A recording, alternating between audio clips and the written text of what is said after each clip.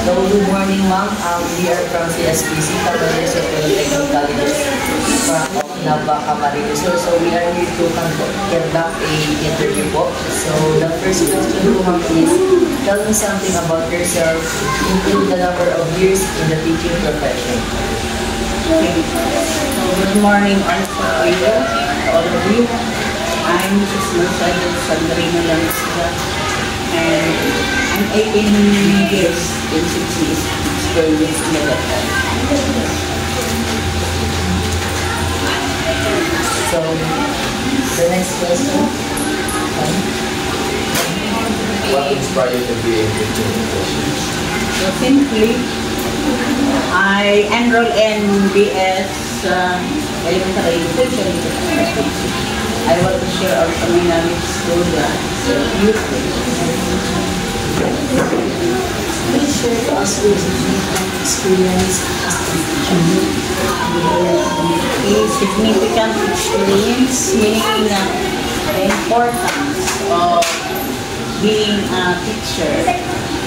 So, a lot of significant experience being a teacher because we know that in every class there is how many attitude we are holding a different attitude. So there is no co-individual which is equally same. So we have holding a different attitude of the youth. So the important is you have to know every skill of every pupil. So that is the importance in teaching. What challenges do you face in your profession to overcome such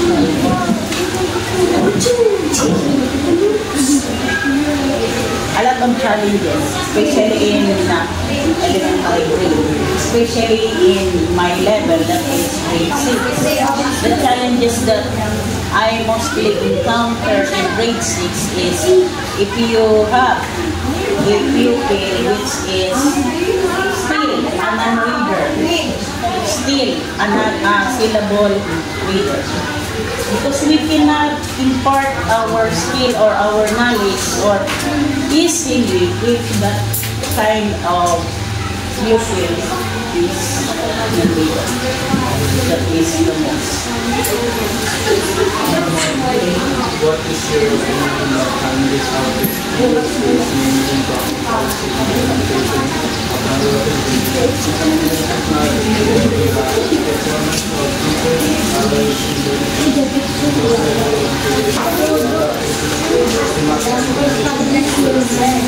Okay, first the impact of policy in the DepEd as a teacher, employee of the DepEd. We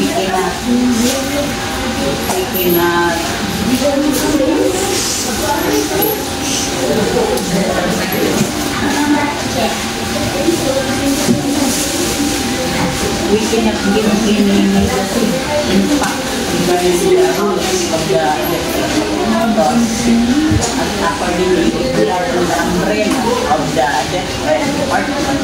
We must follow and we must whatever the rules to be implemented. Then the negative regarding the performance of teacher towards the salary and benefits. Actually, as you know also that today, as of today, the inflation of our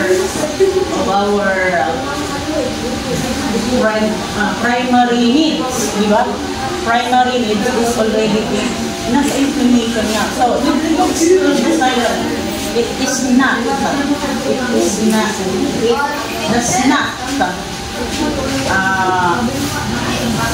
hindi siya nag-aano doon sa pangangailangan natin.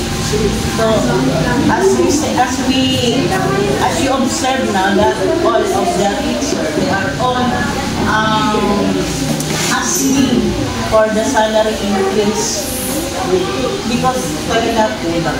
Oh, especially lang 1, 2 to 3 children, then they are going to college, talagang hindi kaya. Kulang na sila. Kulang na kulang. Expenses Yan ang pala talagang talagang nasa negative ang salary na talagang maraming nag-aano ang teacher na we have to increase. But as lalaman natin, the government, di kaya ng government because teacher are million. If we are compared to the police, diba?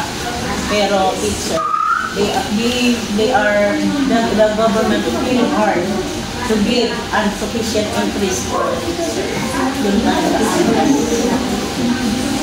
So, the last question for is, what message would you like to give to us as a teacher? Well, for you, Yes. okay, for you, the message or the words enlightened I can give to you as future teacher. So, that is your chosen career, diba? So, ang masasabi ko lang is, if you want to be a teacher, ganito, kasi na na tayo na salary natin is na sufficient for the family talaga. So, for you, i-share knowledge ko is na kayo, nag-graduate na kayo, then as let na ka, kayo then may job na, is to improve yourself. Don't stick on teacher 1, teacher 2, teacher. Dapat you have the ambition. Yes. Kung pwede kang gusto mo maging head of the school or student, principal, go for it. Yes. You have to study for master. You have to study for master. Don't stay on 4 quarters of Europe. If ever na gusto mo sa 4 quarters of Europe, go for master teacher. Kasi ngayon ang master teacher, mas dahil sa mas lalo na